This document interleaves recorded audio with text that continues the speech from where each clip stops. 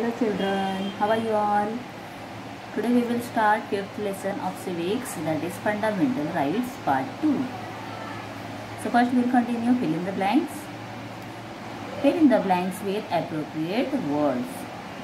Proper words वहाँ पर कौन सा हम सूट होता है, मतलब टेक्स्ट बुक में हमें दिया होता है ये एक्चुअली, तो उसमें से हमें लिखने हैं आंसर्स। और जो स्टार किए हुए हैं those are from your text book, star वाला है वो टेक्स्ट बुक से रहता है। Textual question, we can approach the court in case of infringement of our rights.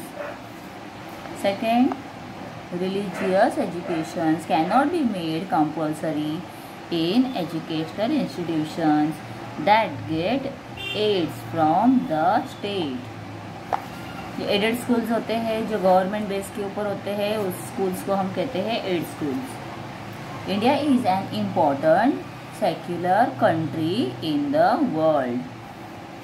Our constitution forbids the state to impose religious taxes. तो अपने India में religious tax जो होता है, मतलब जो पिलग्रिमेज के लिए जाते हैं, देव दर्शन के लिए, यात्रा पे जिसे हम कहते हैं, यात्रा पे जाते हैं, उनको कोई भी टैक्सेस नहीं लगते हैं। जो पहले लगता था जब मुगल्स थे वो टाइम पर, और जो ब्रिटिश थे वो टाइम पे टैक्सेस लगते थे, बाद में वो बंद कर दिया गया। All communities can establish institutions for the development of their language. तो हर एक कम्युनिटी को अपना लैंग्वेज जो है, देखो अभी इंडिया में बहुत सारे लैंग्वेजेस है, कन्नड़ा है, गुजराती है, मराठी है, हिंदी है, तेलुगु, तमिल, बहुत सारे बंगाली, ऐसे बहुत सारे लैंग्वेज है। तो all communities can establish institutions, को अपने अपने लैंग्वेज को डेवलप करने के लिए इंस्टीट्यूशंस डेवलप कर सकता है या एस्टैब्लिश कर सकता है, बना सकता है। The courts have the power to issue various kinds of writs to protect the rights of the citizens. ये WRIT है, right, this is right. While enjoying our rights, we also have to remember our duties. तो हमें rights मिले हैं, तो इसके लिए ऐसा नहीं है कि उसका हमें गैर फ़ायदा लेना है। तो हमें क्या करना है, वो राइट्स का जब यूज़ करते हैं तो वो राइट्स के वजह से हमारे कंट्री को कोई नुकसान नहीं होना चाहिए, ये भी हमें ध्यान रखना है। जैसे गार्डन आपके घर के नज़दीक बनाया हुआ है, सपोज एक एग्जांपल दे रही हूँ, तो आप गार्डन में जाके खेलोगे तो आप लोगों को वहाँ पर जहाँ पर भी चाहो खेलने के लिए अलाउड किया गया है, यू हैव दैट राइट। लेकिन अगर आप जाकर वहाँ पर बनाए हुए जो स्विंग्स है, देन फिर स्लाइड्स होते हैं या सीसॉ होते हैं, आप उनको ख़राब करके आओगे, उनको कैसे भी यूज़ करोगे, रफ यूज़ करोगे और वो ख़राब हो जाएंगे, वो चलेगा नहीं। तो हमें अपने राइट्स का यूज़ करना है, लेकिन अपनी ड्यूटी याद रखनी है कि उसका हमें ध्यान रख के उसका अच्छे से हमें ये भी देखना है कि वो ख़राब ना हो, हमसे कोई उसकी वो बिगड़ ना जाए, ये भी हमें ध्यान में रखकर करना होता है। Okay, then we have second question. Now we will continue second question, that is find one appropriated word. Protection from illegal arrest and detention, habeas corpus. Second question is protection to restrain a person from acting in one office to which he is not entitled, quo warranto। अगर आप देखोगे तो ये words यहाँ पर भी दिए हुए हैं, ये देखो, habeas corpus, then quo warranto। अभी थर्ड आंसर हम देखेंगे। The third question is the order preventing subordinate courts from exceeding its jurisdiction is the prohibition, and the fourth is the order of the Supreme Court or the High Court commanding the government to perform an action that is its duty to perform is mandamus. That is also given here. So what you have to do in this question, see the rights are given and what you have to do, आप लोगों को उसका meaning लिखना है। तो rights के जो meanings हैं, जो हमने अभी उल्टा किया, हमने मीनिंग्स रीड किए और हमने राइट्स लिखे हैं, आंसर में अभी राइट्स के मीनिंग्स यहाँ पर आप लोगों को लिखना है। Third question is complete the following statements stating the reason. तो इसमें जो स्टेटमेंट दिया है उसका रीजन हमें बताना है। तो what is given here, all Indian citizen can celebrate their function joyfully because और कॉन्स्टिट्यूशन हैज़। तो अपने कॉन्स्टिट्यूशन देखो, इंडियंस जो भी है डिफरेंट कास्ट के होते हैं, रिलीजियस के होते हैं, वो अपने जो भी फंक्शंस है उसे सेलिब्रेट करते हैं और उनको सेलिब्रेशन में कोई भी बाधा है मतलब रोक टोक नहीं होती है। क्यों ऐसे होता है, बिकॉज अपना जो कॉन्स्टिट्यूशन है उसने उन्हें एक राइट दिया हुआ है, अपने जो भी कम्युनिटी है या अपने जो राइट्स है कम्युनिटी के, उसको वो लोग एक साथ में मिलकर सेलिब्रेट कर सकते हैं और अपने फेस्टिवल्स को भी जॉयफुली एंजॉय कर सकते हैं।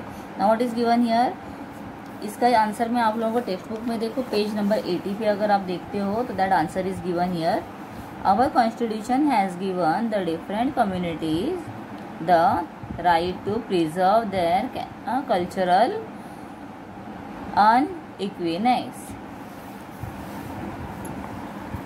तो यहाँ तक दिया हुआ है फर्स्ट पॉइंट। उसके बाद देखोगे तो सेकेंड है, in India we have a great diversity of festival. मतलब अगर आप देखोगे, अगर आप सिटीज़ में रहते हो तो अपने अड़ोस पड़ोस में जो लोग रहते हैं, the people who are living in neighbour, अपने जो नेबरहुड है वो कैसे, कोई मराठी होता है, कोई गुजराती होता है, तो कोई तमिल होता है, तो वो अपने अपने फेस्टिवल सेलिब्रेट करते हैं और हम भी उनके सेलिब्रेशन में पार्टिसिपेशन करते हैं, मतलब साथ में मिलकर यूनिटी से सेलिब्रेट करते हैं।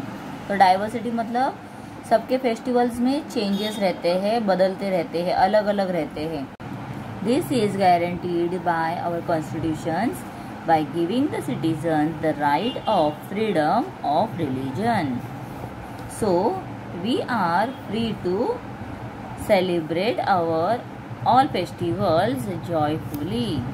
The second question है, second statement है, actually this is not a question, this is a statement। We can make efforts toward the preservations and propagations of our language, its scripts and literature। तो script मतलब जो हम language को लिखते हैं, और लिखावट जो होती है, जैसे मराठी में हम क ऐसे लिखते हैं, ठीक है, और हिंदी में भी ऐसे लिखते हैं, लेकिन इंग्लिश में क लिखना है तो KH लिखेंगे। तो ऐसे लिखने का तरीका जो बदलता है उसे हम क्या कहते हैं, स्क्रिप्ट कहते हैं।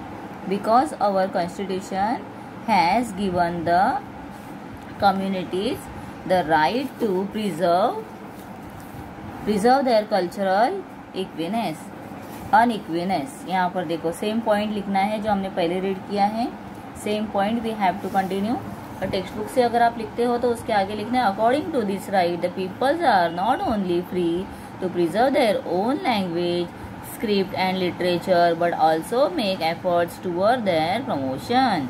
मतलब अपना जो स्क्रिप्ट है, अपना लैंग्वेज है, लिटरेचर है, उसे वो आगे बढ़ावा दे सकते हैं, दूसरों तक पहुंचा सकते हैं। They can establish institutions for the development of their language.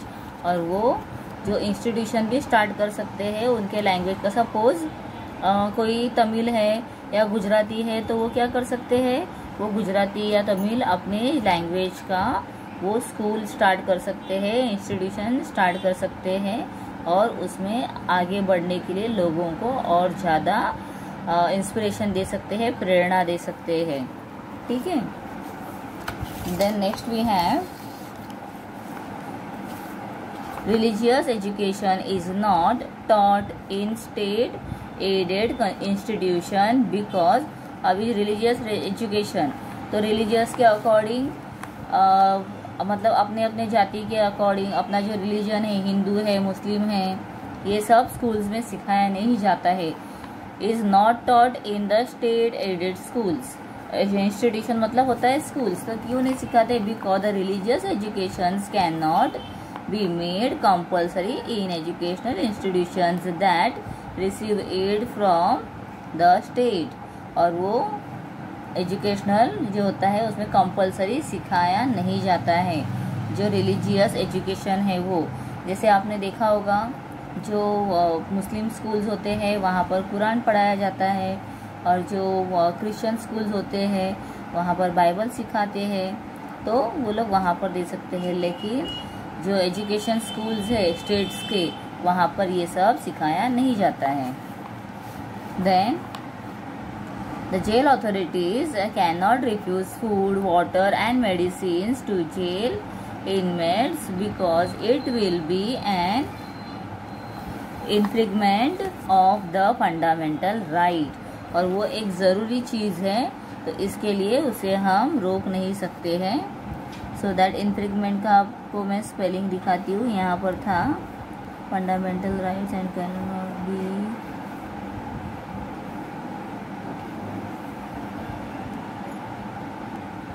see here we have that infringement, this one. Next we have, it becomes a constitutional duty of the courts to protect the rights of people because the constitution itself has provided for legal remedies in case people's rights get violated. Next देखो, answer the followings in 2 to 3 lines. तो 2 या 4 line में, 2-3 line में हमें answers लिखने हैं। So these questions also we have in our textbook. See the same question. The Constitution prevents the imposition of religious taxes. The state cannot impose the religious taxes that might be used to encourage a particular religion. That is, our constitution forbids religious taxes. This is done in order to broaden the scope of religious freedom. ठीक है, तो जो religious taxes होते हैं वो अब बंद कर दिए हैं। पहले इसके ऊपर टैक्स होता था, मतलब यात्रा के ऊपर जो लोग जाते हैं, जैसे कि पंढरपुर की यात्रा होती है या 4 धाम यात्रा होती है, ऐसे यात्रा के ऊपर जो लोग जाते थे पहले, तो उन्हें टैक्स पेड करना पड़ता था। लेकिन अब ये सब कुछ बंद कर दिया गया है। Okay, after that second question we have, what is mean by the right to constitutional remedies. तो ये answer, same answer we have in text book on page number 80। See here the right to the constitutional remedies. इसमें देखो ये first paragraph जो दिया है, we have to write that completely. In case the encroachments of fundamental rights, the Indian citizens' right to get judicial remedies is also a fundamental right. This is called the right to constitutional remedies. This means the Constitution itself has provided for legal remedies in case the people's right get violated. So it becomes a constitutional duty of the court to protect the right of the people. तो अपने जो fundamental rights है, मतलब जो ज़रूरी rights है, rights मतलब क्या, जो हमारे अधिकार होते हैं, ज़रूरी अधिकार है, अगर वो अधिकार को लोग क्या करेंगे, अगर उसे प्रॉपर यूज़ नहीं करेंगे तो क्या हो जाएगा, the peoples right get violate हो जाएंगे। इसीलिए ही कॉन्स्टिट्यूशन की ड्यूटी है कि वो जो राइट्स है उसका हमेशा वो क्या करे, प्रोटेक्ट करे and protect the rights of people. ठीक है, then after that we have next question. This question is not textual, but then also I am just showing you this one. What is meant by infringement of our rights? Sometimes the rights that are guaranteed to us by the Constitution may get encroached upon and we are not able to exercise our rights. This is called an infringement of our right. ये इतना कुछ important नहीं है, so I am not giving this one.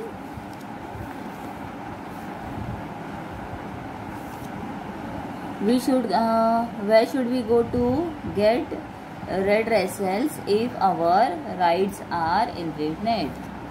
We should go to the court to get the redressals if our rights are infringed. ठीक है, then ये भी कुछ इतना सब अलग अलग लैंग्वेजेस दिखाए गए हैं। ऑफिशियल लैंग्वेज जो है कौन कौन से है वो ऑफिशियल लैंग्वेजेस के यहाँ पर नेम दिए गए हैं। So just I am showing you this one.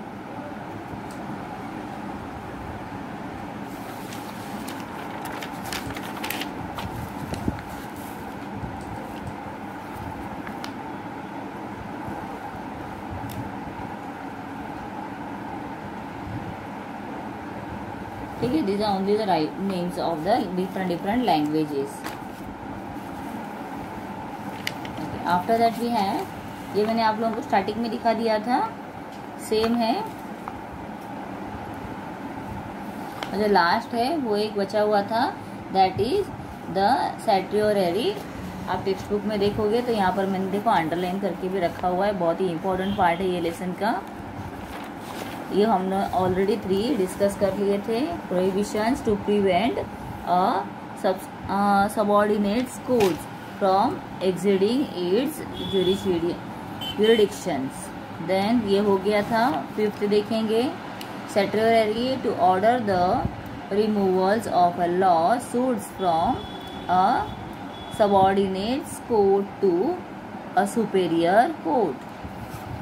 Subordinate court to subordinate court से है, उससे कहाँ पर उसे शिफ्ट किया जाता है, that is superior court. Okay, उसके बाद यहाँ पर एक ऐसे क्विज टाइप दिया है। तो इन द गिवन ग्रिड, देखो ग्रिड बनाया है जिसमें हम वर्ड्स फाइंड करते हैं। Grids, there are 8 qualities that a good citizens must possess. Find them: idle, alert, responsible, active, tolerant, patriotic, cooperative and loving. तो ये वर्ड्स यहाँ पर देखो प्रॉपरली पूरे किए हुए हैं कैसे। तो आप लोगों को भी ऐसे ही नीट और क्लीन वर्क करना है। लास्ट में देखोगे राइट और रॉन्ग दिया है। एक्स्ट्रा क्वेश्चंस हैं, एग्जाम में आ सकते हैं, इसीलिए मैं आप लोगों को ये दिखा रही हूँ।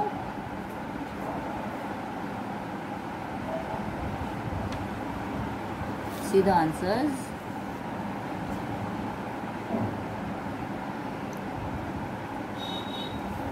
ये लास्ट का पॉइंट बहुत अच्छा दिया है। The students of our class do not mix and make fun of a student who is visiting the school councillor.